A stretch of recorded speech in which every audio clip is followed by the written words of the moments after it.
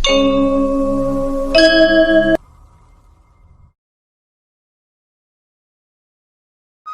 बात का निर्णय लेना कि क्या करना है महत्वपूर्ण है, किंतु ये सुनिश्चित करना कि क्या नहीं करना है उससे भी ज़्यादा महत्वपूर्ण है।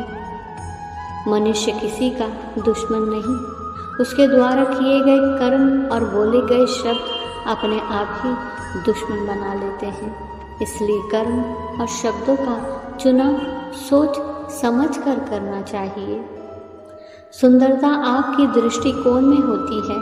किसी को कीचड़ में खिला कमल भी लुभाता है और किसी को चांद में भी दाग नजर आते हैं। अच्छाई की शुरुआत खुद से ही करनी पड़ती है, क्योंकि तिलक भी दूसरों को लगाने से पहले अपनी उंगली पर लगाना पड़ता है।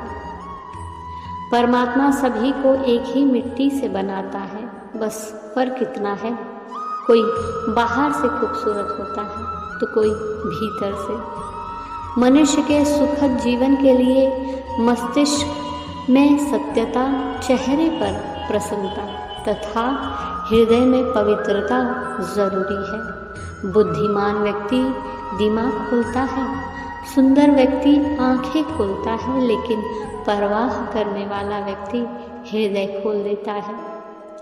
कल्पना सुंदर होती है, लेकिन उसे जिया नहीं जा सकता, और वास्तविकता कड़वी होती है, उसे छोड़ा नहीं जा सकता। मनुष्य को तब तक कुछ भी सच नहीं लगता जब तक वो उसका अनुभव स्वयं नहीं कर लेता।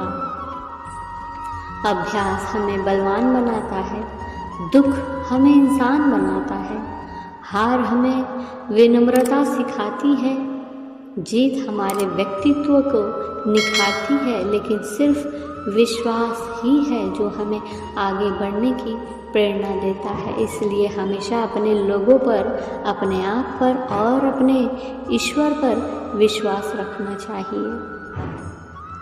पुराने गंदे वस्त्र उतार कर नए वस्त्र पहनाते समय एक छोटा बालक रोता है, किंतु माँ उसके रोने की परवाह किए बिना वह वस्त्र बदलती है, क्योंकि वो जानती है कि उसके बालक के लिए क्या उचित है।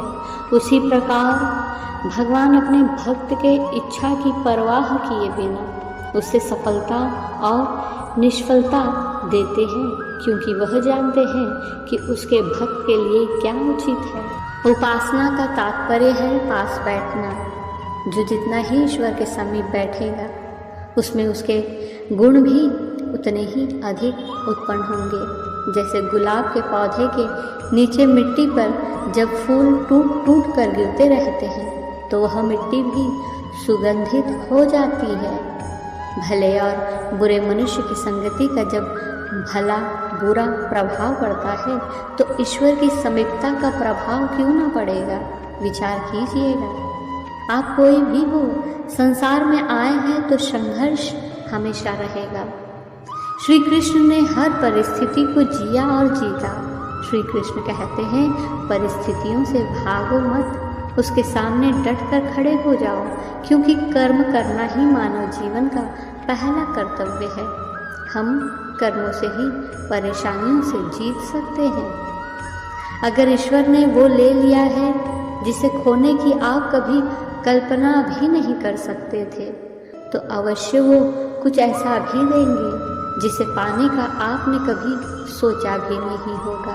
याद रहे, जब इंसान बिना चाबी के कोई ताला नहीं बनाता, तो आप ऐसा क्यों सोचते हो कि परमात्मा आपको ऐसी मुसीबत में डालेंगे जिसका कोई हल ही ना हो।